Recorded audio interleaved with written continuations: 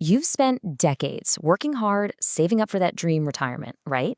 The one where you can finally relax. But there's a silent partner in your retirement plan that you might not have thought too much about. And that's the tax man. So let's figure out how to handle that.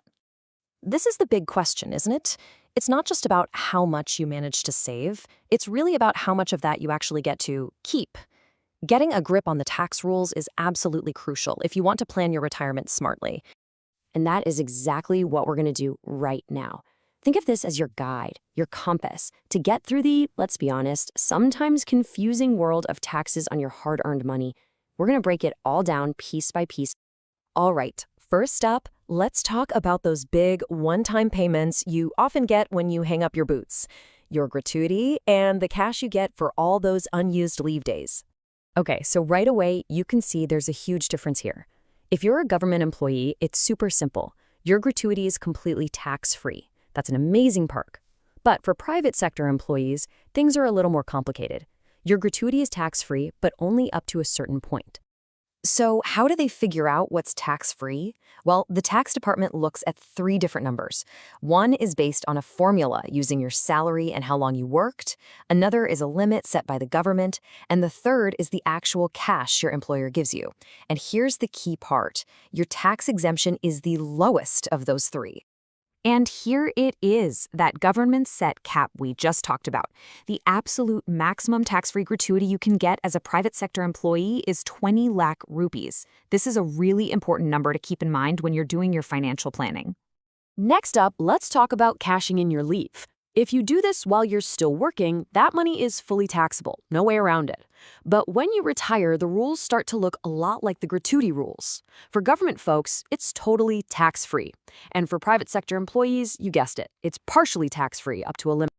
Now here's some great news. The tax-free limit for leave encashment was actually increased not too long ago. The new higher ceiling is now 25 lakh rupees. That's a pretty significant boost for retirees coming from the private sector. All right, let's switch gears and talk about pension. Now, pension basically comes in 2 different flavors, commuted and uncommuted. Understanding this difference is everything when it comes to the tax side of things. It's actually a lot simpler than it sounds. Uncommuted pension is just your regular monthly payment. Think of it like a salary in retirement. And just like a salary, it's usually taxable.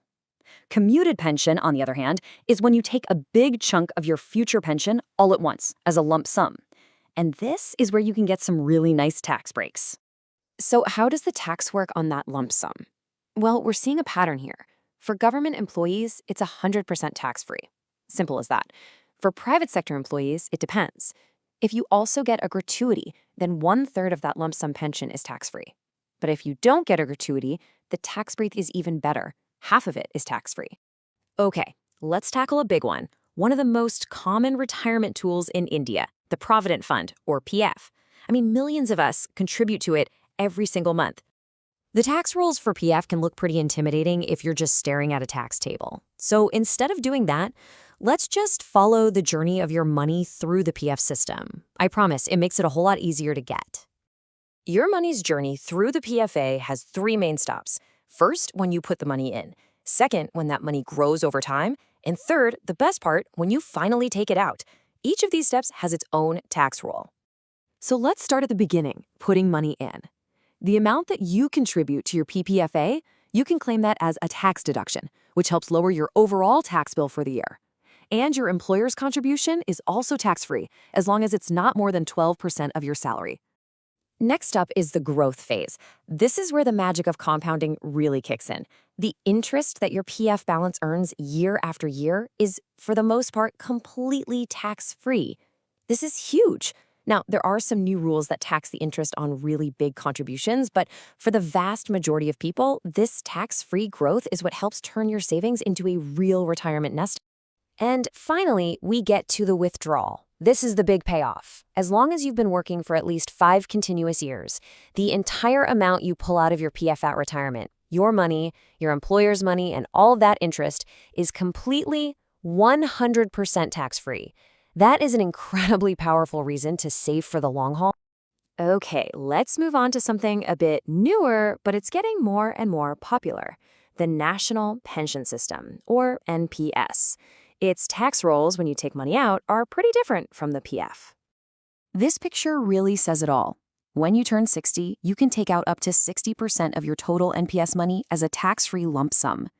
But the other 40%, you have to use that to buy an annuity, which then gives you a regular pension for the rest of your life. The idea is to make sure you have a steady income.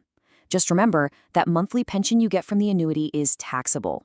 Before we wrap this all up, let's just quickly touch on a couple of special cases, like voluntary retirement and retrenchment, and then we'll get to the main takeaways. So, if your company offers a voluntary retirement scheme, you might have heard it called a VRS or a golden handshake, and you take it, the money you get has a tax exemption. That tax-free portion is capped at 5 lakh rupees. And it's a similar story if you're retrenched. That's when your job is terminated, maybe because of downsizing. The compensation payment you get in that situation is also tax-free, up to that same 5 lakh rupee limit. Okay, that was a lot of info. So what are the main things you really need to remember? First, government employee benefits almost always get the best tax deal. Second, if you get any of these benefits while you're still working, it's almost always going to be fully taxable. Third, that 5-year rule for PF is golden. It makes the whole thing tax-free. For NPS, just remember that 60-40 split. And finally, if you're in the private sector, keep those government limits for gratuity and leave encashment in your head. And really, that's what this is all about. Knowing these rules isn't just for filling out forms correctly. It's about giving you the power to look at your own retirement savings and ask that all-important question. Is my plan actually tax efficient? Is it designed to let me keep as much of my money as possible? Now you have the tools to find out.